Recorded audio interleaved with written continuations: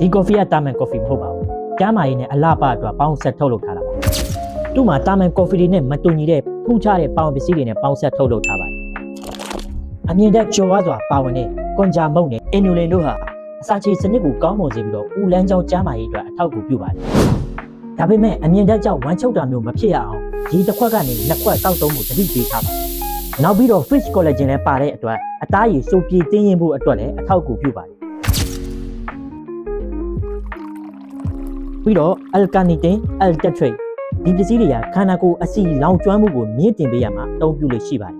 နောက်ပြီးတော့ရှားဆောင်လက်ပတ်နဲ့ပဲဖြူစီပါဝင်တဲ့အဲ့ဒီအပင်ထွက်ပစ္စည်းတွေကကျွန်တော်တို့ရဲ့ကိုယ်လေးချိန်ထိမ့်သိမ့်မှုနဲ့ဇီဝကမဖြစ်စဉ်တဲ့အတွက်ကိုပံ့ပိုးကူညီပေးပါတယ်နောက်ပြီးတော့ဘရာဇီးအာရဘစ်ကော်ဖီအရသာကိုအသုံးပြုထားတာဖြစ်တဲ့အတွက်ကြောင့်တောက်ရလွယ်ပြီးတော့ကောင်းမွန်တဲ့အရသာကိုခံစားရစေတယ်